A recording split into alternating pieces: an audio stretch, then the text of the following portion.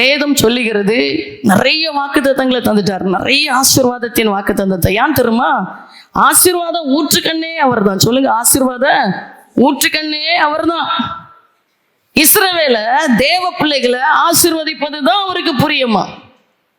அழக ஒரு வார்த்தை சொல்லுவாரு, என் வாக்கின்படி நடந்து என் வாக்கை கேட்டு உள்ளபடி நடந்தால், அதன்படி நீ நடந்தா எல்லா ஜனங்களிலும் நீ எனக்கு சொந்த சம்பத்தா இருப்பாய். புரியுதா? என் வாக்கின்படி கேட்டு இதன்படி நீ கேட்டு நடந்தீன்னா சகல ஜனங்களிலும் நீ தான் எனக்கு சொந்த சம்பத்தா இருப்பா. பூமி எல்லாம் என்னுடையது என்று சொல்றாரு. சரியா? பூமி எல்லாம் என்னுடையது என்று சொல்றாரு. சொல்லுங்க, பூமி எல்லாம் அவருடையதான். ஆமா, அவருடையதான். சரியா? சொல்லுங்க, அப்பா நல்லவர். எவ்வளவு நல்லவர் தெரியுமா? எவ்வளவு பெரியவர் தெரியுமா? தனியா போய் இருக்கும்போது பிசாசு சொல்லுவான், ஏன்னா நீ விசுவாசத்துல ஸ்ட்ராங்கா நிக்கிற, என்ன பண்ணிரியம் பாரு. அவன் தலை நசுக்கப்பட்டவன், வாழ ஆட்டிட்டு இருக்கிறவன் ஒன்றும் பண்ண முடியாது. உறுதியா நில் தேவ பிள்ளையே, உன்னை கொண்டு இந்த பூமிக்குரிய வாழ்க்கையில கர்த்தர் பலத்ததை செய்ய விரும்புகிறார். கொஞ்ச காரியத்தை இல்ல, பலத்த காரியத்தை செய்ய விரும்புகிறார். ஆமென். பூமி எல்லாம் அவருடையதுதான். அழகா சொல்லுவார், வெள்ளியும் என்னுடையது பொன்னும் என்னுடையது என்று சேனைகளின் தேவனாகிய கர்த்தர் சொல்லுகிறார். அவ்வளவு பயங்கரமான தேவன், அவ்வளவு வல்லமையுள்ள ஒரு தேவன், அவ்வளவு ஆச்சரியமான ஒரு தேவன். அப்ப பிள்ளைங்க வாழ்க்கையில ஏன் குறைவு? பிள்ளைங்க ஏன் நல்லா இல்ல? பிள்ளைங்க ஏன் ஆசீர்வாதமா இல்லை? நம்ம ஏசுடிக்கிறார்ல மோகனனை பார்க்குறோம். அவங்க ஆரம்ப சாட்சியை கேட்டு பாருங்க. ஆரம்ப சாட்சியை கேட்டிங்கன்னா சொல்லுவாங்க, ட்ரெஸ் மாற்றி விடுக்கிறதுக்கு ட்ரெஸ் இல்லை, ஒரு சொம்புல வெந்நியை வச்சு அந்த காய் நைட்டு வந்தோன்னே துணியை காய போடுறது, காலில் எடுத்து அயன் பண்ணுறதுக்கு அயன் பாக்ஸ் இல்லாமல் சுடுகிற வெந்நியை சொம்புல ஊற்றி அயன் பண்ணுற மாதிரி பண்ணி எடுத்து உடுத்துட்டு போய் ஊழியம் செய்த நிலமை. சைக்கிளில் போனது, பஸ்ஸில் போகிறதுக்கு கையில் காசு கிடையாது. அவங்க சாட்சியெல்லாம் எடுத்து கேளுங்க. இப்படி இருந்த ஒரு தேவனுடைய மனிதன் இன்றைய உலகத்திற்கு ஆசீர்வாதமாய் மாறினார். ஏன் இப்படி அடிமட்டத்துக்குள் இருந்த ஒரு மனிதனை உலகத்திற்கு ஆண்டவர் ஆசீர்வாதமா வைத்திருக்கிறார்? ஏன்? உயிர் இருக்கா? இது சாதிக்கிறவர்கள் சேர்கிற இடம், தூங்குறவங்க சேர்கிற இடம் இல்ல. கிறிஸ்தவ வெளி தோட்டத்துல கிறிஸ்தவங்கண்டி வேஷம் போடுறவங்க சேர்கிற இடம் கிடையாது. இது சாதிக்க விரும்புகிறவர்கள் சேர்கிற இடம். அப்படிப்பட்டவர்களுக்கு மாத்திரம்தான் உள்ள சீட்டு. கர்த்தர் நல்லவர். சொல்லுங்க, கர்த்தர் நல்லவர். அடி மட்டத்துக்குள்ள இருந்தவர்களை கர்த்தர் உயர்ந்த சிங்காசனத்தில் கொண்டு வந்து அழகு பார்க்கிறார். ஏன்? இந்த கோல்கேட், பேஸ்ட், பவுடர் இதெல்லாம் வச்சு நடத்தினவர் ஒரு ஏழை மனிதன், கஷ்டப்பட்ட குடும்பத்தை சேர்ந்தவர். அவர் ஒரு இன்டர்வியூக்கு போகும்போது ஒரு வயதானவர், அவர் வீட்டில இருந்து வெளியில போகணும்னா ஒரு சின்ன தண்ணீர் நிறைஞ்ச கால்வாயை தாண்டி போகணும். இவர் அந்த படகுல யாரையும் உட்கார்றாரு. யாரைதான் அந்த தண்ணி, இப்போ மலையிலலாம் போய் பார்த்தீங்கன்னா தெரியும், ஒன்று படகுல எல்லாம் சவாரி பண்ணுவாங்க. இப்படி அவர் பண்ற நேரத்துல அந்த படகை ஓட்டி சொன்னார், தம்பி நீ கொஞ்சத்துலையும் கர்த்தருக்கு உண்மையா இருப்பாண்டி சொன்னார். சின்னதுலயும் நீ கர்த்தருக்கு உண்மையாரு. பாருங்க, அந்த மனுஷன் கஷ்டப்பட்ட குடும்பத்தை சேர்ந்தவர், பிழைப்புக்காக வேலையை தேடி சென்ற மனுஷனை இன்னைக்கு உலகெல்லாம் பார்க்குற விதத்துல ஒரு பெரிய கம்பெனி முதலாளியா மாற்றி அவரை குறித்து சரித்திரம் சொல்லுகிறது. இப்போ 10-9 பகுதியை ஆண்டவருக்காக விதைச்சி ஒன்றை கூட பயன்படுத்த முடியல என்று சொல்லி எப்படி உயர்த்தப்பட்டார், எப்படி இவர் தலை உயர்ந்தது. இன்னைக்கு எத்தனையோ பேரை சொல்ல முடியும். நம்முடைய கண்களுக்கு முன்பாக அடிமட்டத்துல இருந்தவர்கள் இன்னைக்கு ராஜரீகமாய் உயர்த்தப்பட்ட சிங்காசனத்துல ராஜாக்களோடும் பிரபுக்களோடும் பந்தியில் அமர்ந்திருக்கிறார்களே. எப்படியானது? எப்படியானது? அன்பு தேவ பிள்ளைகளே, ஏன் மற்ற கிறிஸ்தவங்க நல்லா இல்ல? உங்களுடைய வாழ்க்கையை கொஞ்சம் உற்று பாருங்க. சம்பாதிக்கிறீங்க, கையில ஒன்றும் தங்கல, ஒண்ணுமே இல்லை கையில. கையில இருக்கிற சின்ன சின்ன பொருளை கொண்டு ஈடு வச்சு அதன் மூலமா பணத்தை எடுத்து திரும்பி வாழ்கிற வாழ்க்கை. கடன்.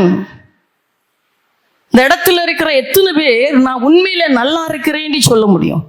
இந்த இடத்துல உட்கார்ந்து இருக்கிற எத்தனை பேர் கர்த்தருடைய ஆசீர்வாதத்தின்படி நான் ஆசீர்வதிக்கப்பட்டு இருக்கிறேன், நான் நல்லா இருக்கிறேன் எத்தனை பேர் சொல்ல முடியும்?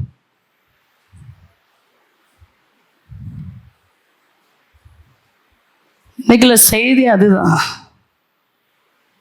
நான் உண்மையில மற்ற வாக்குத்தத்தத்தெல்லாம் விட்டுருங்களா, நீயோ கடன் வாங்காதிருப்பாய், நீ ஆசீர்வாதமாய் இருப்பாய். சரியா? இந்த 2 வாக்குத்தத்தத்தின்படி நான் ஆசீர்வதிக்கப்பட்டு இருக்கிறேன்னு சொல்ற தேவ பிள்ளைங்க,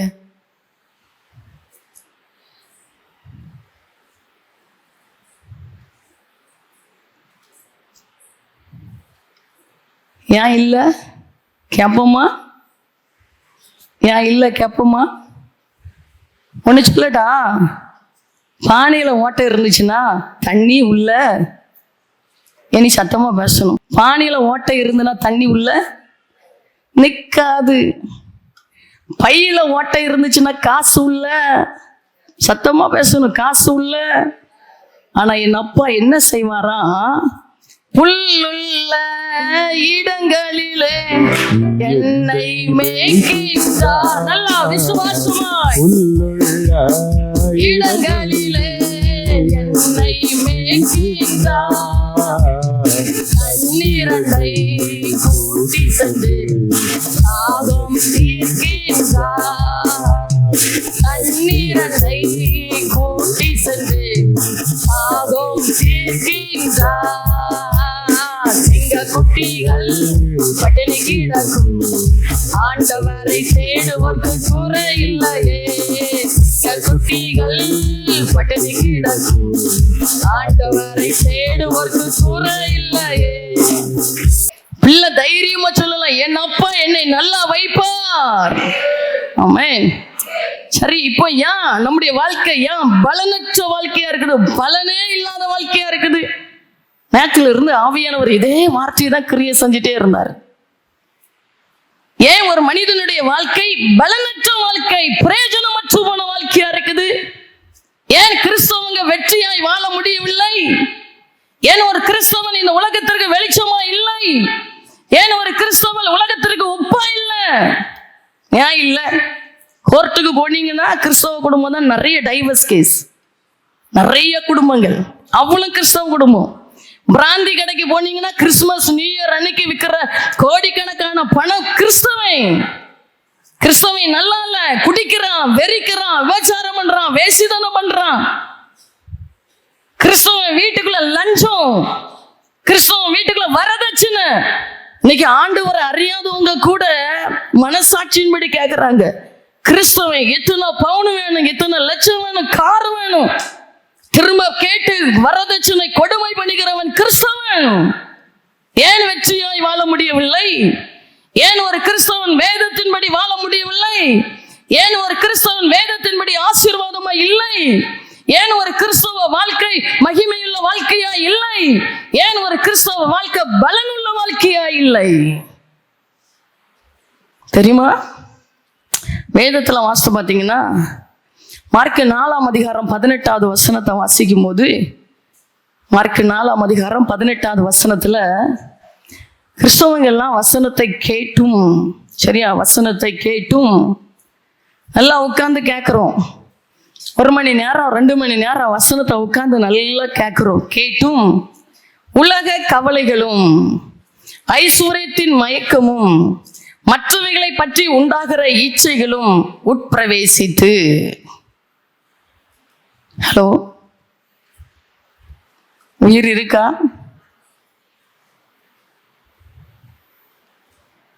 இது சுவிசேஷ பகுதி. ஆமென்.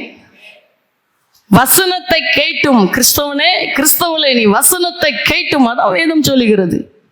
வசனத்தை கேட்டும், வசனமாகிய தேவனுடைய வார்த்தைகளை நீ கேட்டும் உலக கவலைகளும் ஐஸ்வர்யத்தின் மயக்கமும் மற்றவைகளை பற்றி உண்டாகிற இச்சைகளும் உட்பிரவேசித்து உன்னை நெருக்கி போடுகிறதுனால நீ பலனற்று போகிறாய். உன்னை நெருக்கி போடுகிறதுனால நீ பலனற்று போகிறாய். ஏன் ஒரு தேவனுடைய பிள்ளை பலனா இருக்கிறதுக்கு பலா பலனற்று இருக்குது? ஏன் தைரியமா ஒரு பிரச்சனையை ஃபேஸ் பண்ண உங்களால முடியல? ஏன் தைரியமா ஒரு போராட்டத்தை எதிர்கொள்ள உங்களால முடியல? ஏன் ஒரு வியாதியை தைரியமா எதிர்கொள்ள உங்களால முடியல? ஏன் சரீரத்தில் ஒரு பலவீனத்தை தைரியமா எதிர்கொள்ள ஏன் உங்களால முடியல? ஏன் சுருண்டு போறீங்க? ஏன் சுருண்டு போறீங்க?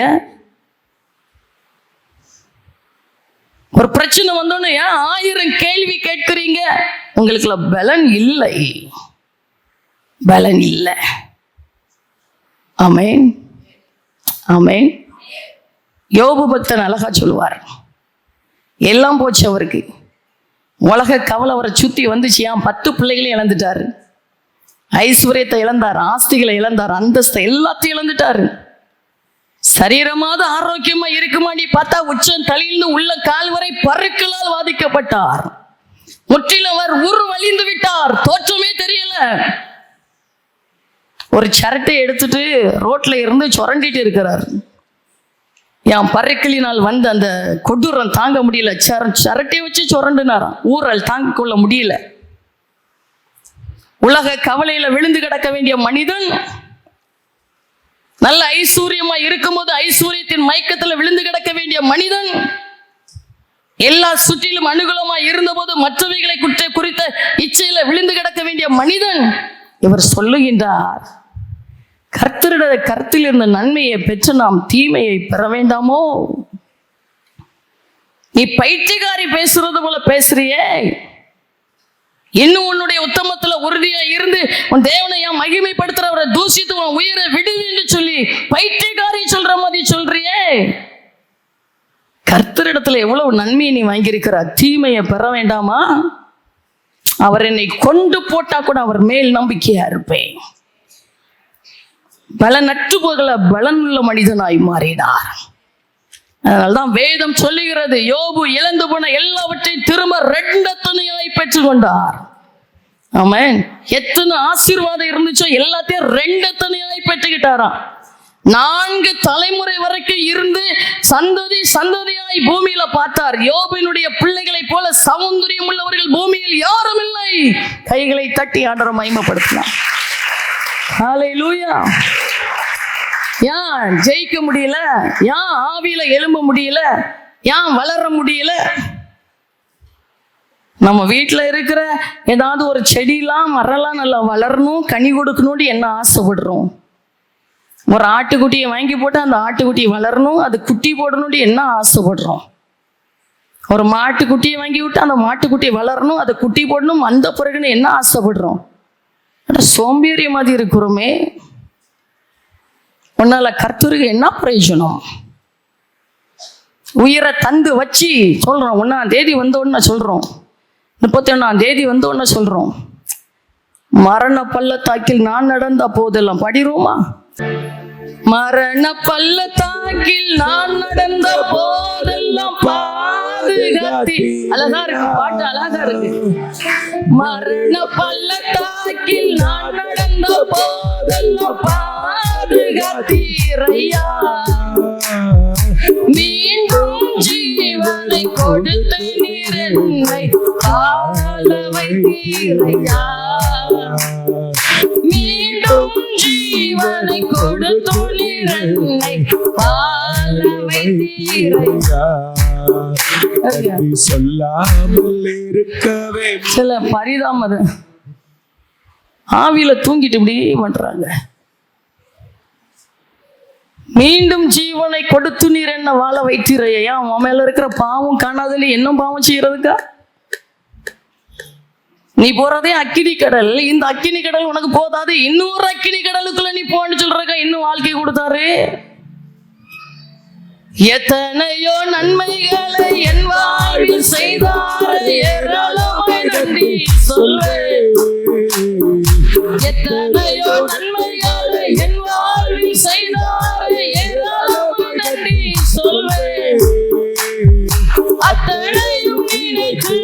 நினைத்து நான் துதிப்பேன், ஆண்டவரை போற்றுவேன். அத்தனையும் நினைத்து நான் துதிப்பேன், ஆண்டவரை போற்றுவேன். நன்றி சொல்லாமல் இருக்கவே முடியாது, பல நன்மை செய்த இயேசுவுக்கே. நன்றி சொல்லாமல் இருக்கவே முடியாது, பல நன்மை செய்த இயேசுவுக்கே. நன்றி நன்றி நன்றி என்று சொல்லி நான் துதிப்பேன், நாள்தோறும் போற்றுவேன், நாள்தோறும் போற்றுவேன். சும்மா இருந்து கை தட்டிட்டு போனா, இந்த டிவியில போட்டு ஏசப்பா பாக்குறாருன்னா நீங்களும் அவங்கள அப்படிதான் பார்த்துட்டு இருப்பாரு. இது பைத்தியங்கள் கை தட்டின மாதிரி தெரியும். என்ன பைத்தியம்? உலக பைத்தியங்கள் கை தட்டின மாதிரி. என்ன பிரயோஜனப்பட்டா? ஏசப்பாக்காண்டி என்ன பிரயோஜனப்பட்டாய்? அவருக்காக பலனுள்ள பாத்திரமா இருக்கிறியா? ஏன் உயிர் அவர் தந்தார்? எத்தனை மரண கட்டுகளுக்கு விலக்கி காத்து மறுபடியும் ஜீவனை தந்தாரே, எதற்காக? யோசிக்க மாட்டேங்கிறீங்களே. ஆண்டவரே, என் பிள்ளைக்கு கல்யாணத்தை கட்டி கொடுத்துட்டேன்னா நல்லா என் பிரச்சனை எல்லாம் முடிஞ்சு அதுக்கப்புறம் என்ன நடந்தாலும் ஒன்றும் இல்லை ஆண்டவரே, கல்யாணம் முடிஞ்சிடும், திருப்பி இருதயத்தில் சாகிறதுக்கு ஆசை வராது. சொல்ல, என் பிள்ளைக்கு 2 பிள்ளைய பார்த்துட்டேன்னா, அந்த பிள்ளைய பார்த்துட்டேன்னா கண்ணை மூடிடுவேன் ஆண்டவரே, பிள்ளையும் கொடுத்துருவாரு. இப்போ சாக பயம், இன்னும் வாழவை ஆண்டவரே, அந்த பிள்ளையில என் கைனால வளர்த்து விட்டுட்டேன்னா நல்லா இருக்குமே, என்ன உயிரை தார ஆண்டவரே. உயிரை கொடுத்து வாழ வைப்பார், பிள்ளையும் வளர்ந்து வந்துடும். அதுக்கு பிறகு சொல்லுங்க, ஐயா அந்த பிள்ளையில கல்யாணம் கட்டி கொடுத்துட்டா நல்லா இருக்குமே, என் கண்ணால என் பேர பிள்ளைகளுடைய கல்யாணத்தை பார்த்துட்டு போயிருவேனே. அட பாவி, அப்பமும் பிச்சை போட்டுருவாரு. கடைசியில குடு குடுண்டி ஆயிரும், காதும் கேட்காது, கண்ணும் தெரியாது. இப்ப வீட்டுக்குள்ள இருக்கிறது சொல்ல, இதை தூக்கி அப்பவுமே கொண்டு கடன்களை போட்டிருந்தா வீடு நல்லா இருந்திருக்குமே, என் அப்பவுமே பேருந்தா நல்லா இருந்திருக்கும் தான் பிள்ளைகளுக்கு தெரியுத. இந்த பாய் புரிய மாட்டேங்குது. எத்தனை முதியோர்கள் கண்ணீர் வடிக்கிறாங்க தெரியுமா? கல்யாணம் முடிச்ச பிள்ளைங்க இருக்கிற வீட்டில் உள்ளவங்களுக்கு கேட்டா தெரியும், மதிப்பு கிடையாது. பிள்ளை கல்யாணம் முடிஞ்சோன்னு மரியாதை போய்விட்டது. ஆண் பிள்ளைக்கு கல்யாணம் முடிஞ்சதோட மரியாதை போய்விட்டது. வீட்டில் இருந்துட வேண்டியதான் ஒரு பக்கத்தில். பென்ஷன் பணம் வர்றது வரைக்கும் மரியாதை இருக்கும். அந்த பென்ஷன் பணம் இருந்தாலும் மரியாதை இல்லாதவங்களும் இருக்கிறாங்க. வீட்டை பார்த்து பார்த்து அழகு பார்த்து பார்த்து கட்டுவீங்க, அழகா உரசி கட்டுவீங்க, கடனை வாங்கி வாங்கி கட்டுவீங்க, வாங்கின கடனுக்கு சம்பாத்தியம்னு கடுமையா உழைச்சி வட்டியை போடுவீங்க. பையனுக்கு ஒரு கல்யாணத்தை கட்டி வைப்பீங்க. வந்தவா சொல்லுவோம், உன் அம்மா வீட்டில் இருந்தானா நான் அவன் கூட இருக்க மாட்டேன். தெரியுமா? இது மற்றவங்களுக்கு கதை இல்லை, உங்களுக்கு தான் கதை. இப்படிதான் நடக்குது தெரியுமா? இப்படிதான் நடக்குது தெரியுமா? அம்மா சமைச்சு இருந்த சாப்பாடை தான் சாப்பிடுவேன் நான் சொல்லிடுவா, நான் வீட்டில் இருக்க மாட்டேன். என்ன ஏன் திருமணம் பண்ணினா? நடக்குது தெரியுமா? ஹலோ, உங்களுக்கு அந்த கதை தான். நான் நேற்று அழகான ஒரு கணவன் மனைவியை பார்த்துட்டே இருந்தேன். 2 கை கோர்த்து பஸ் ஸ்டாண்டில் போயிட்டே இருந்துச்சு. சரியா, நான் இருதயத்தில் பேசிட்டு இருந்தேன், இன்னைக்கு உனக்கு இந்த கதைன்னா நாளைக்கு உனக்கு என்ன கண்ணீர் இருக்கும் எனக்கு தெரியலன்னு சொல்லி. நீ கை கோர்த்தா போயிட்டு இருக்கிறா, நாளைக்கு உனக்கு நீ வளர்க்குற பிள்ளை, நீ பெத்த பிள்ளை, நீ பெற பிள்ளை, பெற்று வளர்க்குற பிள்ளை நாளைக்கு பெருசாகணுன்னு ஆண்டி நீ வாங்கிட்டு இருப்பா. அது இப்படி கை கோர்த்து போவோம். மனுஷன் வேஷமாய் திரிகிறான், விரதவாய் சஞ்சலப்படுகிறான், ஆஸ்திகளை சேர்க்கிறான், யார் அதை வாரிக்கொள்வான் எந்த மனுஷனுக்கு தெரியல. பொய் உலகம், பொய் உலகம், பொய் உலகம். நீ ஏன் உனக்கு கொடுக்கப்பட்ட வாழ்க்கையில வெற்றியாய் வாழ முடியல? உனக்கு கொடுக்கப்பட்ட காலம் கொஞ்ச காலம், உன் ஆரோக்கியம் இருக்கிறது கொஞ்ச காலம், உன்னுடைய அதிகாரத்தை வீட்டுக்குள்ள காட்டுகிறது கொஞ்ச காலம், உன்னுடைய பலத்தை வீட்டுல காட்டுறது இதே வாலிபன் ஆண்டவருடைய வருகை தாமதித்து நீ இருக்கிறாய் என்று சொன்னால் குடுகுடு கலவனா பின்னாடி இருப்பா சில வருடங்கள் கழித்து. ஏன் சிந்திக்க மாட்டேங்கிறோம்? ஏன் உணரல? இந்த உலகத்தை கலக்கிட்டு போயிடலாமே, ஏன் கலக்க முடியவில்லை? நீ வசனத்தை கேட்கிறாய், ஆண்டவருடைய பாதத்தில் இந்த வசனத்தை கேட்கிறாய், கர்த்தருடைய வார்த்தைகளை கேட்கிறாய், உலகம் எப்படிப்பட்டது என்பதை கர்த்தர் உன்னோடு பேசுகிறார். ஆனா நீ வெளியில போகும்போது உலகத்தின் கவலை, அது இல்லை, இது இல்லை, அது குறை, இது குறை, வியாதி, பலவீனம், வீட்டுக்குள்ள சண்டை, உலக கவலைகளும் ஐஸ்வர்யத்தின் மயக்கமும் மற்றவைகளை குறித்த இச்சைகளும் நெருக்கி போடுகிறதுனால பலனே இல்லாம போறீங்க. இயேசு நல்லவன், இயேசு பெரியவன். நல்லா இருக்கிறீங்களா? சந்தோஷமா இருக்கிறீங்களா? அழகா வாழலாம். ஒரு வாழ்க்கை பூமியில பரதேசியா வந்திருக்கிறோம், கலக்கிட்டு போயிடலாம். சொல்லுங்க, கலக்கிட்டு போயிடலாம். உலக கவலைக்கு அதான் மார்த்தலை பற்றி சொன்ன, மார்த்தலே நீ பற்பல காரியங்களை குறித்து கவலைப்பட்டு கலங்குகிறாய், பற்பல காரியங்களை குறித்து கவலைப்பட்டு கலங்குகிறாய். தேவையானது ஒண்ணுதான். மரியாள் தன்னை விட்டு எடுபடாத நல்ல பங்கை தெரிந்து கொண்டாள். கையாது தட்டுங்களா? கை இருந்தா கையை தட்டுங்க. மார்த்தாலே நீ பற்பல காரியங்களை குறித்து கவலைப்பட்டு கலங்குகிறாய். என் பிள்ளைக்கு கல்யாண வயசு வந்தாங்க, ஆண்டவர் பண்ணி தர மாட்டாரா? மனுஷன் தனிமையா இருப்பது நல்லதல்ல என்று சொல்லி ஏற்ற துணையை உண்டாக்கினவர் பிள்ளைக்கு ஒரு வாழ்க்கையை கொடுக்க மாட்டாரா? இது சிலது கள்ளத்தனமா வலைய போட்டு அதுக்கு முன்னே தூக்கிட்டு போயிருது.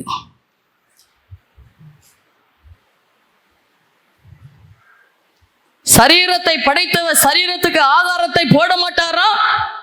காட்டு புஷ்பங்களை கவனித்து பார், அவைகளை போஷிக்கிறவர் உன்னை போஷிக்க மாட்டாரா? போஷிப்பார். அவைகளை நடத்துகிறவர் உன்னை நடத்த மாட்டாரா? நடத்துவார். கொரோனா காலத்தில் சாப்பாடை தந்தவர் இன்றைக்கும் தரமாட்டாரா? தருவார். கொரோனாவின் நாட்களில் எல்லாம் அடைக்கப்பட்டு கிடந்த போதிலும் கர்த்தர் உன்னை நடத்தவில்லையா? நடத்தினார், இன்றைக்கும் நடத்துவார். உனக்கு விசுவாசம் இல்லை, உனக்கு விசுவாசம் இல்லை. பாடுவோம், அழகா பாடுவோம். காடானாலும் மேடானாலும் கர்த்தருக்கு பின்னடப்போம், கலப்பையில் கை வைத்துட்டோம், இனி திரும்பி பார்க்க மாட்டோம். ஏன் உலக கவலையை திரும்பி பார்க்குறீங்க? ஐஸ்வர்யத்தின் மயக்கம். ஒன்று தெரியுமா? சாத்து வைக்கணுடைய ஆசை இல்லைன்னா செழிப்பா இருக்கலாம். சாக்குனுடைய ஆசை வந்துட்டுன்னு நினைங்க, அவ்வளோதான், முடிஞ்சு. வியாதி எங்க இருந்தும் வந்துடும். சரியா? சாத்து வைக்கணுடைய ஆசை பட்டுட்டீங்கன்னா நிம்மதி போயிட்டு, சந்தோஷம் போயிட்டு, வீட்டுக்குள்ள சாப்பாடு பான காலியா மாறிட்டு. ஒரு பெரிய கஷ்டம். கஷ்டப்பட்டு வேலை செய்வாங்க, மீன் வந்தா கூட மீன் வாங்க விட மாட்டாங்க. ஏன் இவ்வளோ செலவு பண்ணணுமா? இதெல்லாம் வாங்கி சாப்பிடணுமா? என்ன எதுக்கு வேலை செய்யறாங்கன்னே தெரியல. வேதம் சொல்லுகிறது மனிதனுடைய பிரயாசம் எல்லாம் வெறும் வயிற்றுக்காக தான். என்ன பண ஆசை எல்லா தீமைக்கும் வேறு. ஐஸ்வர்யத்தின் மயக்கம் உன்னை கர்த்தரை விட்டு பிரிக்கிறது. ஒரு வீட்டை கொடுத்துருவாரு, சரி வீட்டை கொடுத்தோன்னு அந்த வீட்டுக்குள்ள இருப்போண்டி இருக்காது. அடுத்தது அந்த வீட்டுக்குள்ள என்ன போடலாம், அந்த வீட்டை எப்படி அழகுபடுத்தலாம், அந்த வீட்டை எப்படி அலங்கரிக்கலாம், அதையும் முடிச்சாச்சு. அதுக்கப்புறம் அந்த மூளை சும்மா இருக்காது, அதுக்கு அடுத்த ஆசை. இப்போ கொஞ்சம் வருமானம் கையில் இருக்குது, பக்கத்தில் இடம் இருந்த இடத்த வாங்கிட்டா என்ன? குரங்கு மாதிரிதான், மரத்துக்கு மரம் தாவிட்டே போகும். சரியா? சொல்லுங்க, அப்பா நல்லவர், ரொம்ப நல்லவர். இடத்த வாங்கியாச்சு, ஆண்டவர் அதையும் தேவையை சந்திச்சு முடிச்சுட்டாரு. அமைதியா இருந்து பார்ப்பாரு. சரி என்னையாவது திருப்தியா இருக்கிறாங்களாண்டி பார்த்தா அது இல்லை, இனி அடுத்த இடத்த பார்ப்போம். மனுஷன் வாழ்க்கையை யோசித்து பாருதே, நிம்மதியா வாழலாமே. ஐஸ்வர்யத்தின் மேலுள்ள மயக்கம். ஐஸ்வர்யத்தின் மேலுள்ள மயக்கம். ஒரு காரை கொடுத்துருவாரு, அந்த கார்ல மனுஷன் திருப்தியா இருக்கலாம். அடுத்தது மனுஷனுக்கு ஆசை வரும், ஏன் இந்த கார்ல இவ்வளவு நாள் ஓட்டியாச்சு, என்னை அடுத்தது பார்க்குறது இதை விட மேலான நபர் ஓட்டுற கார், அவங்க இந்த கார்ல போறாங்க, நான் ஏன் இந்த கார்ல போகணும்? எந்த காருக்குள்ள இருந்தாலும் நீங்க தானே, கார் உங்களை மாத்தி விடாத. சில பேர் தோரணையா வந்து கார்ல இறங்குவாங்க, அவ்வளவு விளையாடுபட்ச காரா இருக்கும். வந்து ஜோம்னா வருவாங்க பாருங்க, வந்தோன்னு சொல்லுவாங்க, ஐயோ மாச டியூ கட்ட முடியல அக்கா, ஜோம்னி விடுங்க. மாச டியூ கட்டுறதுக்கு வருமானம் இல்லை, வருமானம் எல்லாம் நின்று போச்சு. மாசம் தூரம் கட்ட வேண்டிய இந்த காருக்கு கட்ட வேண்டிய பாக்கி கட்ட முடியல. வீட்டை கட்டிட்டு சொல்லுவாங்க, வீட்டை கட்டிட்டோம், இந்த வீட்டுக்கு மாசம் தூரம் கட்ட வேண்டிய லோனை கட்ட முடியல, ஜெபம் பண்ணி விடுங்க. ஏதாவது மண்டையில கேக்குதா? அப்பா நல்லவர், ரொம்ப ரொம்ப நல்லவர். ஏன் பலனற்று போய் இருக்கிறோம் தெரியுமா? ஏன் பலன் கொடுக்க முடியாம இருக்கிறோம் தெரியுமா? ஏன் கிறிஸ்தவ வாழ்க்கை வெற்றியா இல்லை தெரியுமா? உலக கவலை, ஐஸ்வர்யத்தின் மயக்கம், மற்றவைகள் மேல் காணப்படுகிற இச்சை. வேதம் சொல்லுகிறது, இச்சை கற்பந்தரித்து பாவத்தை பிறப்பிக்குது, பாவம் பரிபூர்ணமாகும் போது மரணத்தை பிறப்பிக்குமா? இச்சை தந்தா சாப்பிடுங்க, தராட்டு அமைதியா இருங்க, தகப்பன் நடத்துவார். அப்படிப்பட்ட தேவ பிள்ளைங்க கர்த்தர்களை பலனா இருக்கலாம். அப்படிப்பட்ட தேவ பிள்ளைகள் கர்த்தர்களை தைரியமா சொல்லலாம், என் ஆண்டவர் என்னை நடத்துவார். ஆமென் சொல்லுங்க, ஆமென் சொல்லுங்க. ரொம்ப நல்லவர், ரொம்ப பெரியவர், ஜீவனுள்ளவர். இங்கெல்லாம் பில் அடிக்கடி நான் சேர்த்து தாங்கன்னு சொல்ல மாட்டேன், அன்னன்னைக்கு பில்லை தாங்க. சரி, அன்னன்னைக்கு பில் அடைக்கணும். ஏன் தெரியுமா? கையில இருந்தா வேலை நடக்கும், இல்லைன்னா வேலை ஸ்டாப் ஆகும். உங்களுக்கு புரியுதா? கேக்கா ஏதாவது 2 நாளைக்கு முன்ன உள்ள பில்லை தந்துட்டாங்களா கேப்ப, எதுக்கு அன்னைக்கு தரல, ஏன் இப்போ தர்றீங்க? இருந்தாதான் அடுத்த வேலை நடக்கும், என்ன கடனாளியா மாற்றிடாதுங்க. இன்னைக்கு வரைக்கும் அன்பு தேவ பிள்ளையே வெக்கப்படுறதே கிடையாது, வெக்கப்படுறதே இல்லை. அவர்கிட்ட சொல்லுவேன், ஆனா உங்க பிள்ளைண்டி கோலையா மட்டும் நிற்க விட்டுறாதுங்கப்பா. இல்லை அதனால இந்த வேலையை செய்யலண்டி மற்றவங்க முன்னாடி விட்டு மட்டும் கொடுத்துறாதுங்க, அந்த கோலையா மட்டும் மாற விரும்பலப்பா. உங்க பிள்ளைங்கிற முகவரியோடு வாழ வைங்க. சரியா? புரியுதா? சகோதரனே, அப்பா ரொம்ப நல்லவர். சகோதரி, அப்பா ரொம்ப நல்லவர், ரொம்ப இனிமையானவர். ஆமென் சொல்லுங்க, ரொம்ப நல்லவர். நம்ம ஞானம் வேணும்னு, ரொம்ப ஞானம் வேணும், வாழ்க்கை முத்தா இருக்கணும். என் அப்பா அவ்வளவு நல்லவர், அவ்வளவு நல்லவர். என் ஆசை நீங்கப்பா, என் தேவை நீங்கப்பா, என் சொந்தம் நீங்கப்பா, என் சொத்து நீங்கப்பா. என் ஆசை நீங்கப்பா, என் தேவை நீங்கப்பா, என் சொந்தம் நீங்கப்பா, என் சொத்து நீங்கப்பா. தருவாங்க சில தேவ பிள்ளைங்க, இது உங்களுக்கு தருவாங்க. நான் என்ன தரமா செய்வேன், அங்கே போனோன்னு ஒரு பாக்ஸ் வச்சிருப்பேன் என் கையில். வீட்டுக்குன்னா இவ்வளோ செலவு தான், இவ்வளோதான். நான் வெளியில் கூட்டத்துக்கு போகிறேன்னா ஆண்டவர் கையில் தர்றதா, இது மட்டும்தான் சொல்லுவாங்க. அனுப்பி விடுற குடும்பம் கூட சொல்லும், இது உங்கள் செலவுக்கு தான், அங்கே செலவெடுத்தா இந்த கட்டடம் வந்துக்கூடாது. சரி, அந்த செலவுக்கு போட்டால் அந்த கட்டடங்களை எழுப்ப முடியாது. சர்ச்சில் உள்ள ஒரு 5 காசை வச்சு ஒரு செங்கல் எடுக்க முடியாது. அப்போ கையில் தந்துடுவாங்க. நேற்றிக்கிழமை ஜோம்னிட்டு நான் ஒரு டப்பா என் கையில் வச்சுருப்பேன், சின்ன பாக்ஸ் வச்சுருப்பேன், என் கையில் காணிக்க தருவாங்க, நான் அந்த பாக்ஸில் கொண்டு வச்சுருவேன். வச்சுட்டு இவங்க இங்கே தங்கி இருக்கிறவங்களுக்காக, இங்கே தங்கி இருக்கிறவங்களுக்காக சில செலவுகள், சில சாப்பாடு வாங்கி கொடுத்துருப்பாங்க. இங்கே உள்ள சில காரியங்களுக்கு பில் தருவாங்க. நான் என்ன பில்டி பார்ப்பேன். அப்படிப்பட்ட பில் தர்றது என் கையில் இருக்கிற அந்த டப்பாயிலிருந்து எடுத்து அடைப்பேன். அதனால் இன்னைக்கு வரைக்கும் கடன் இல்லை, இன்னைக்கு வரைக்கும் கடன் இல்லை. யார் வீட்டுக்கு போனாலும் ஒரு டீ கிடைச்சிடாதாண்டி ஏங்க தகப்பன் வைக்கல. சரியா? எல்லாத்தையும் அனுபவிக்க அதிகாரம் உண்டு, எல்லாம் எனக்கு தகுதியா இராது. எல்லாத்தையும் அனுபவிக்க அதிகாரம் உண்டு, எல்லாத்துக்கும் நான் அடிமைப்பட மாட்டேன். ரொம்ப நல்லவன், ரொம்ப நல்லவன். வாழ்ந்து பார், சாப்பாட்டுல சந்தோஷம் கிடையாது, அப்பா உள்ள வந்துட்டாருன்னா சந்தோஷம். சும்மா ஆடம்பரமா செலவு பண்றது பலனா? நினைக்கிறதெல்லாம் செய்து முடிக்கிறது பலனா? ஏன் வாழ்க்கையில் பலனற்று போயிருக்கிறோம்? வசனத்தை கேட்டும் உலக கவலைகள், ஐஸ்வர்யத்தின் மயக்கம், மற்றவர்களை பற்றி உண்டாகிற இச்சைகள் உட்பிரவேசித்து ஒரு மனிதனை நெருக்கி போடும்போது அந்த மனிதன் அதனால் பலனற்று போகிறான். ஒரு வாழ்க்கை தானே சொல்லுங்க, ஒரு வாழ்க்கை தானே. ரொம்ப நல்லவர், ரொம்ப நல்லவர். உங்களை பார்த்து சொல்றேன், இதெல்லாம் ஒடுக்கப்பட்டது போல சொன்னாலும் இங்கே மாதிரி திருப்தியா இருக்கத்தக்கவங்க யாரும் இல்லை. அவ்வளவு சந்தோஷமா வச்சிருக்கிறாரு.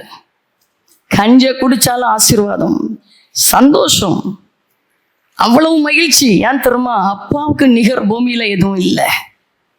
அவர் மேல உள்ள அன்பினால வீண் செலவுகள் செய்ய இருதயம் நடுங்குகிறது. நடுங்கல, மன இல்ல. அவர் மேல வைத்த அன்புக்கு முன்னாடி உலக குப்பை. அவர் மேல வச்ச அன்புக்கு முன்னாடி இந்த உலகெல்லாம் தூசி தூசி. சொல்லுவோமா, ஐயா நீங்க போதும்ப்பா. எத்தனை பேர் சாதிக்க விரும்புறீங்க? எத்தனை பேருக்கு சாதிக்க ஆசை? கலக்க எத்தனை பேருக்கு ஆசை? கண்ணை மூடுறதுக்கு முன்னாடி கலக்கிட்டு போகணும். ஆமென். கண்ணை மூடுறதுக்கு முன்னாடி கலக்கிட்டு போகணும். என்ன குழந்தையா வந்தோம், கண்ணை மூடிட்டு வெளியே வந்தோன்னா ஆடி அழுதுட்டு தான் வெளியே வந்தோம்.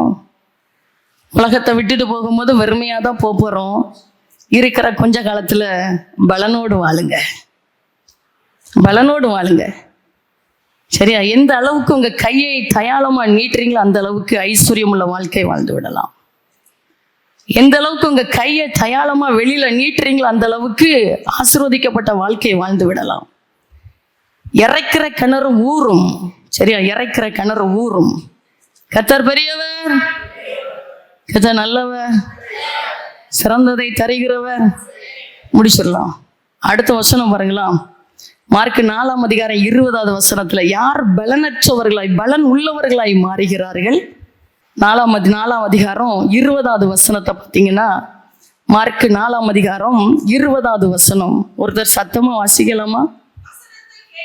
வசனத்தை கேட்டு ஏற்றுக்கொண்டு, அதான் ரொம்ப முக்கியம். சரியா? வசனத்தை கேட்டு ஏற்றுக்கொண்டு.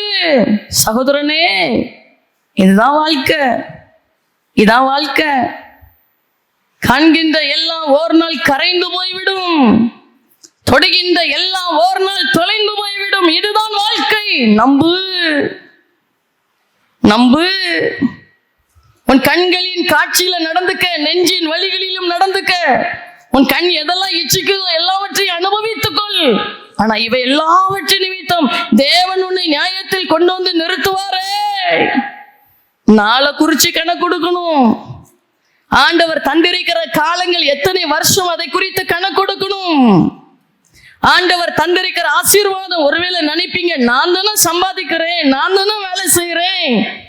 ஆண்டவர் தருகிற வருமானத்தை குறித்து நிச்சயமாய் கணக்கு கொடுக்கணும்.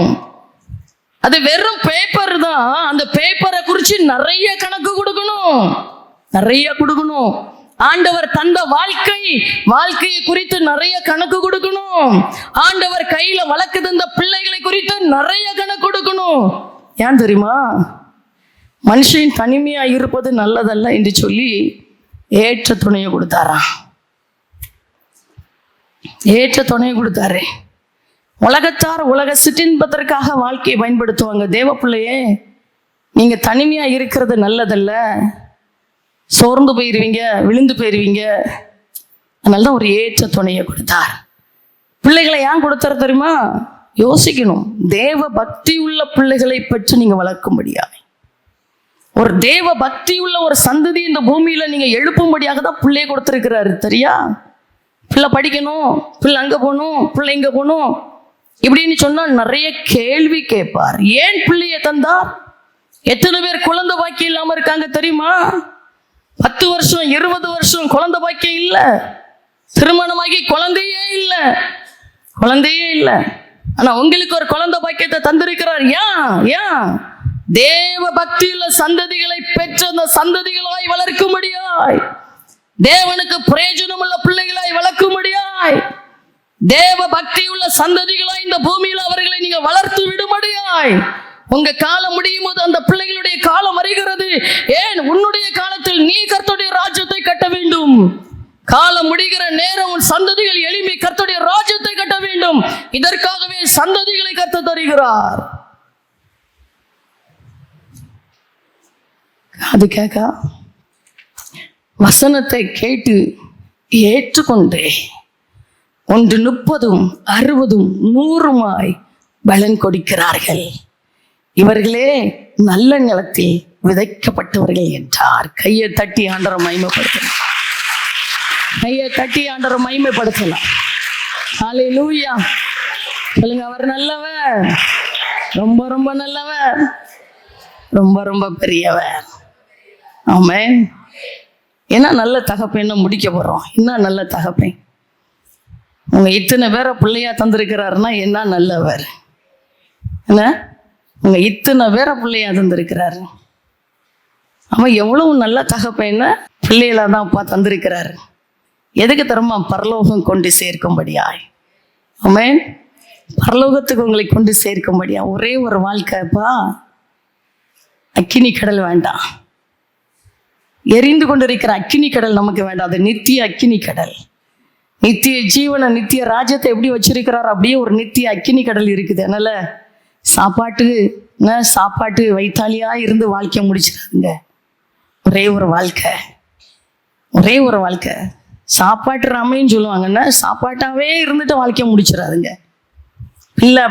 பிள்ளைக்காகவே வாழ்ந்து வாழ்க்கை முடிச்சிடாதுங்க. பரலோகத்தை குறித்த தரிசனத்துக்கு இடம் கொடுங்க. பரலோகத்தை குறித்த திட்டங்களுக்கு இடம் கொடுங்க. ஆமென். அல்லேலூயா. ஒரு அடி பாடுவோமா? கண்டுகொண்டேன் ஒரு புதையல், பெற்றுக்கொண்டேன் ஒரு பொக்கிஷம். கண்டுகொண்டேன் ஒரு புதையல், பெற்றுக்கொண்டேன் ஒரு பொக்கிஷம். இயேசுதான் என் ரட்சகர், இயேசுதான் என் ராஜா, இயேசுதான் என் ரட்சகர், இயேசுதான் என் ராஜா. சர்வ வல்லவர். நல்ல அற்புதம் நடக்குது. பலவீனம் மாறுது, வியாதி மாறுது, மன அழுத்தம் மாறுது. பெருமையை கர்த்தர் நிரப்புகிறார். பரலோகத்தில் எனது பெயர் எழுதிவிட்டார் என் இயேசு. பரலோகத்தில் தீமைகள் வெளியேறுகிறது, தீரான காரியம் வெளியேறுகிறது. நீ எல்லாம் முடிஞ்சுட்டு நினைச்சா, ஆனா ஆண்டவர் போக்கத்தை தருகிறார். வாழ்வதுதான் என் வாழ்வின் நோக்கமல்லா, இயேசுவுக்காய் வாழ்வதுதான் சர்வ வல்லவர். சாவி வென்றவர் ஜீவனாதார், சர்வ வல்லவர் சாவி வென்றவர் மனவாளன். சரி, முடிக்க போறோம். ஓட்டு போடணும்னா வயசு வந்த உடனே உங்க பேர் ரேஷன் கடை காட்டில் இருக்குதா, அவங்க முகவரி சரிதானா, நீங்க உண்மையான நபர் தானா, சரியா, இதெல்லாம் அறிஞ்சதுக்கு பிறகு ஓட்டு லிஸ்ட்ல உங்க பேர் வந்துடும். இப்போ ஓட்டு ஐடியும் வேண்டாம், ரேஷன் கார்டும் வேண்டாம், ஆதார். இந்த ஆதார் இருந்துச்சுன்னா உலகம் ஃபுல்லா உங்களை பார்த்துக்கிடலாம். ஆதார்ல எல்லாம் வந்துட்டு உங்களுடைய பேங்க் அக்கௌண்ட் முதற்கொண்டு எல்லாத்தையும் பார்த்துடலாம். உங்க பேங்க்ல எவ்வளவு இருக்குது, உங்க A to Z தெரிகிற விதத்துல எல்லாம் உள்ளங்கைக்குள்ள வந்தாச்சு. தெரியுமா? தெரியுமா? சரியா? எனக்கு கொஞ்சம் கொஞ்சம் கலத்தனை இருக்குது. கருப்பு பணம் உள்ள வச்சு விடலாம். ஆனா இந்த கருப்பு பணமும் ஒளிகிற விதத்துல நாள் சீக்கிரம் வந்துட்டு. கணக்கு காட்டாத பணம் தான் கருப்பு பணம். அதை இப்ப கொஞ்சம் கொஞ்சம் உள்ள வச்சு விடுறாங்க, வைக்கலாம். ஆனா இதுவும் அற்று போகிற காலம் துரிதமாய் வந்து விட்டது. ஆதார்லயும் பேர் வாங்கிடலாம், பேங்க்ல போய் அக்கௌண்ட் ஓபன் பண்ணி எல்லாத்தையும் பண்ணி கொடுக்கலாம். ஆனா பரலோகத்துல பேர் எழுதப்படணும்னா நம்ம கையில கிடையாது. பரலோகத்துல பேர் எழுத உங்க ரேஷன் கார்டை கொண்டு காட்ட முடியாது. பரலோகத்துல பேர் எழுத உன்னுடைய லைசன்ஸ், டிரைவர் லைசன்ஸை போய் காட்ட முடியாது. எந்த ஆதரையும் காட்ட முடியாது. பரலோகத்தில் பேர் எழுதினவர் அவர் தான். ஜீவ புஸ்தகத்துல பேர் எழுதப்படலைன்னா அந்தோ பரிதாபம். நீ கண்ணை மூடி போய் நிக்கச்சில அந்த ஜீவ புஸ்தகத்துல பேர் இருந்தா மாத்திரம்தான் பரலோக ராஜ்யத்துல நீ போக முடியும். இலைப்பாறுதல் பரதேசிகளை போய் உட்கார முடியும். இல்லைன்னா கண்ணை மூடுற நேரம் பாதாளம் தான். ஆண்டவருடைய வருகையின் போது எக்கால சத்தம் பரதேசில் இருக்கிறவங்களுடைய காதுகளில் கேட்கும். முதலாவது அவர்கள் எழுந்திருப்பார்கள். கைகளை தட்டி ஆண்டவரை மகிமைப்படுத்தலாம். நல்லா கைகளை தட்டி ஆண்டவர் வரும்போது அவருடைய எக்கால சத்தம் முதலாவது பரதேசியில் இருக்கிற தேவனுடைய பிள்ளைகளுடைய காதுகளில் விழும். முதலாவது அவர்கள் எழும்பியிருக்கிறார்கள். பின்பு உயிரோடு இருக்கிற நாமும் எடுத்துக்கொள்ளப்பட்ட அவரோடு கூட சேருவோம். இந்த பாக்கியத்தை எத்தனை பேர் பெற்றிருக்கிறீங்க? இந்த ஒரு அசைக்க முடியாத நம்பிக்கை எனக்கு இருக்குது. அப்பா ஜீவ புஸ்தகத்தில் என்னுடைய பெயரை எழுதிவிட்டார் என்கிற நம்பிக்கை எத்தனை பேருக்கு இருக்குது? இவங்க பக்கத்தை பார்த்து சொல்லுங்க, அன்னைக்குதான் எல்லாம் தெரியும். ஓ, இவங்க நம்ம கூட இருந்த விசுவாசி இல்ல, இவங்க என்ன அந்நிய பாஷையில பேசுனாங்க, இவங்க நம்ம கூட இருந்த ஊழியக்காரங்க இல்ல, எவ்வளவு பிரபலமா இருந்தாங்க, எவ்வளவு வல்லமையானவர் பயன்படுத்தினா தொட்டா அற்புதம். ஐயோ, இவங்களை அந்த இடத்த காணல, அந்த கூட்டத்துல இருக்கிறாங்களே. நான் நிறைய நேரம் அமைதியா இருந்து யோசித்து அப்பாட்ட கேட்பேன், எனக்கு இதெல்லாம் வேண்டாப்பா, உங்க கூட மட்டும் வச்சு கொடுங்கப்பா. அன்னைக்குதான் தெரியும். கூட்டத்தை எட்டி பார்ப்போம், ஐயோ இவங்க அங்க இருக்கிறாங்க, எவ்வளவு ஓடி ஓடி வந்தாங்க, எவ்வளவு ஊழியம் செய்தாங்க, இவங்க இந்த இடத்துல இருக்கிறாங்க. எவ்வளவு தீர்க்க தரிசனம் பேசினாங்க, இவங்க இந்த இடத்துல இருக்கிறாங்க. இவங்க தொட்டு ஒண்ணு அற்புதம் நடந்துச்சு, இவங்க இந்த இடத்துல இருக்கிறாங்க. அன்னைக்குதான் தெரியும். ரிசல்ட் 10th 12th பிள்ளைங்க சொல்லுவாங்க. அன்னைக்கு ஒரு மகள் சொல்றா, நல்லா படிக்கிற பிள்ளை, கிளாஸ்ல ஃபர்ஸ்ட் வந்த பிள்ளை. அவ சொல்ற, ஆண்டி ரிசல்ட்னு சொன்னோன்னா கொஞ்சம் நடுங்குது கை கால். கொஞ்சம் நீ தானே ஃபர்ஸ்ட் வந்துட்டு இருக்கிற, உனக்கு ஏன் நடுங்குதுன்னு கேட்டேன். உனக்கு ஏன் நடுங்குது? அவ சொல்றா, ரிசல்ட்னா ஒரு பயம் தானே, ஒருவேளை பேர் இல்லாம போயிட்டுனா, பாஸ் ஆகின வரிசையில் என் நம்பர் இல்லாம போயிட்டுனா நான் என்ன ஆண்டி பண்ணுவேன்? புரியுதா? பெரிய ஆசீர்வாதம் இதுதான். பேர ஜீவ புஸ்தகத்துல எழுதிட்டாருங்கிற நிச்சயத்தை காட்டிலும் மேலான நன்மை உலகத்துல ஒண்ணுமே இல்லை. எதையும் ஆதாயப்படுத்தலாம், எதையும் சுதந்திரிக்கலாம், எதையும் சொத்துக்களை சேர்க்கலாம், உலகத்தையே நீ சொந்தமாக்கலாம். உன் பேரு ஜீவ புஸ்தகத்துல இல்லைன்னா அதோ கதிதான். பக்கத்தை கையை கொடுத்து கேளுங்க, எதற்காக ஓடுறீங்க? வாழ்க்கை நோக்கம் எதை சார்ந்து இருக்குது? பாடு பிரச்சனை போராட்டம் இருந்தாலும் அப்பாக்காக வந்து நிக்கிறீங்களா? புரியுதா? இப்படி இருந்துட்டீங்கன்னா வாழ்க்கை நோக்கம் எல்லாம் இயேசுக்காய் வாழ்றது தான். படிச்சுட்டு இருந்தாலும், வேலை செய்து கொண்டு இருந்தாலும், தொழில் செய்து கொண்டு இருந்தாலும், வீட்டு காரியங்களை கவனித்து கொண்டு இருந்தாலும், உங்க வாழ்க்கை நோக்கம் இயேசுவாய் மாறிவிட்டால் உங்க வீட்டில் ஒரு நன்மை குறைபடாது. தேவ சமூகத்தில் நின்று சொல்கிற இந்த 2024 உங்களுடைய வருஷம். இந்த 2024 உங்க தலையை உயர்த்துகிற வருஷம். இந்த 2024 துவக்கத்தில் இருக்கிறீர்கள், 21ஆம் தேதியில் இருக்கிறீர்கள். தேவ பிள்ளையே, இந்த வருடத்தில் உன் கண்கள் ஆச்சரியப்படத்தக்க விதத்தில் உன் தலையை கர்த்தர் உயர செய்வார். இது நடக்கும், இது நடக்கும். நீ இப்பொழுது இருக்கிறதை பார்க்கலாம் 1000 மடங்கு பெருக்கத்துக்கு நேராக கடந்து செல்வாய். இது நடக்கும், இது நடக்கும். உன் தலையை கர்த்தர் தலையாய் உயர செய்வார். இது நடக்கும். உன்னை கொண்டு ஜனங்கள் பயப்படுகிற விதத்தில் கர்த்தர் உன்னை அடையாளமாய் மாற்றுவார். இது நடக்கும், நடக்கும். எப்பொழுது? இந்த 2024 நடக்கும். 2024 நடக்கும். ஆமென். சொல்லுங்க, அவர் நல்லவர், அவர் பெரியவர். இந்த 2024 ஒரு உண்மையான தேவனுடைய பிள்ளையினுடைய கடனை அவர் அடைக்க போகிறார். அவர் அடைக்க போகிறார். அவரே அடைக்க போகிறார். தன் பிள்ளைகளுடைய கடனை அடைக்கிற தேவாதி தேவனவர். பிள்ளையின் கடனை தகப்பன் அடைக்கிறவரிடம். ஆமென். தைரியமா சொல்லலாம், அவர் என் கூட இருக்கிறார். ஆமென். பாடிடலாமா? பரலோகத்தில் எனது பெயர் எழுதிவிட்டார் என் இயேசு. பரலோகத்தில் அவன் எனது பெயர் எழுதிவிட்டார் என் இயேசு. வெறுமையை நிரப்பார், நோக்கமெல்லாம் சில வெறுமையான இருதயத்தை காட்டுறார். அந்த வெறுமையை நிரப்பார். என் வாழ்வில் நோக்கமெல்லாம் இயேசுவுக்காய் வாழ்வதுதான். சர்வ வல்லவர் சாவை வென்றவர் என் ஜீவனானா. சர்வ வல்லவர் எஜமான் சாவை வென்றவர் என் மனவாள.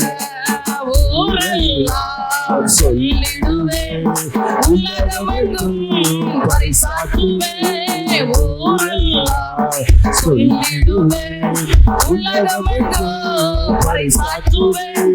ஜீவிக்கிறாய் என்னை சீக்கிரமாய் வந்திடுவார். ஜீவிக்கிறாய் என்னை சீக்கிரமாய் வந்திடுவார். சர்வ வல்லவர் என் சொந்தமான சாவை வென்றவர் என் ஜீவனானா. சர்வ வல்லவர். ஆமென். விடுதலை, விடுதலை, சரீரத்துல விடுதலை. சரீரத்தில் இருக்கிற பலவீனம் மாறுகிறது. எல்லா ஜாயிண்ட் வலிகள் மாறுகிறது. தலை வலிகள் மாறுகிறது. இயேசுவின் நாமத்தினால் அற்புதம் நடக்குது. எதிர்பார்ப்புகளை கர்த்தர் நிறைவேற்றி தருகிறார். அநேக நாட்களை காத்திருக்கிற காரியத்தில் கர்த்தர் அற்புதத்தை செய்கிறார். தோற்றுட்டேன் நினைச்சிடாதீங்க, தோற்று போகல. நீ சகலத்தை திருப்பிக் கொள்வாய்.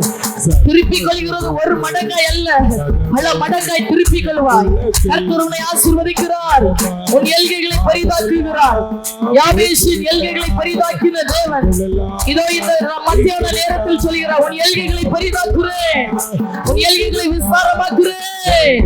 நீ வடக்கிலும் கிழக்கிலும் மேற்கிலும் தெற்கிலும் இடமில்லாமல் பாகுபட்டு பெருகுவாய். நீ பெருகிக் கொண்டே இருப்பாய். நீ பெருகிக் கொண்டே இருப்பாய். உன் சமாதான எல்கைகளை கர்த்தர் பரிதாக்குறார். பிசாசு நினைச்சான் உன் வீட்டை அழிச்சிடலான்னு நினைச்சான். உன் சமாதானத்தை கெடுத்துடலான்னு நினைச்சான். உன் வீட்டை கண்ணீரின் பள்ளத்தாக்காய் மாற்றிவிடலாம் என்று நினைத்தான். ஆனா கர்த்தருடைய ஆளுகை இறங்கி வருகிறது. நீ தேவனால் தெரிந்து கொள்ளப்பட்ட பிள்ளை அல்லவா? தேவனுடைய முத்திரை உன்னுடைய நெற்றியில் பதித்திருக்கிறது அல்லவா? உன்னை பிசாசு தாக்கி ஜெயிக்க முடியுமா? அவன் வெற்றி பெற முடியுமா? கர்த்தருடைய வல்லமை இறங்குகிறது. கர்த்தருடைய மகிமை இறங்குகிறது. கொஞ்சம் விடுதலையை. ஆமென்.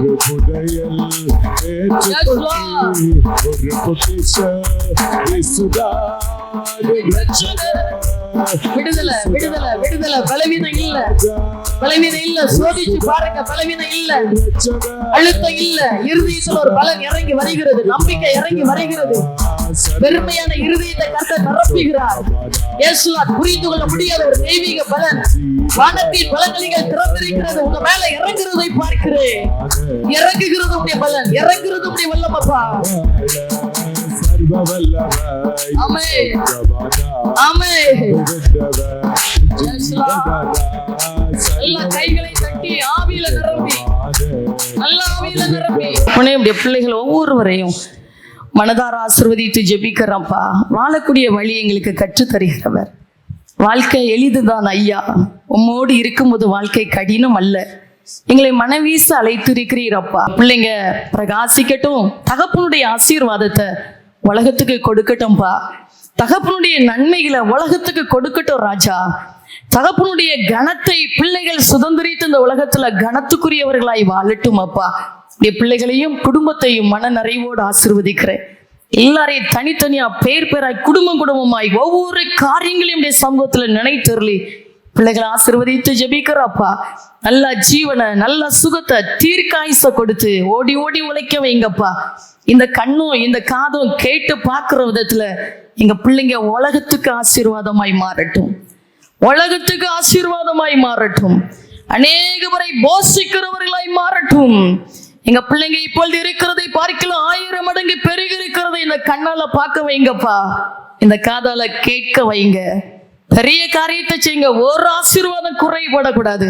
இவங்க நல்லா இருக்கட்டும்பா, இவங்க நல்லா இருக்கட்டும். பாதுகாத்து கொள்ளுங்க. போற இடத்துல எல்லாம் கண்மணி போல காத்துக்கொள்ளுங்க ராஜா.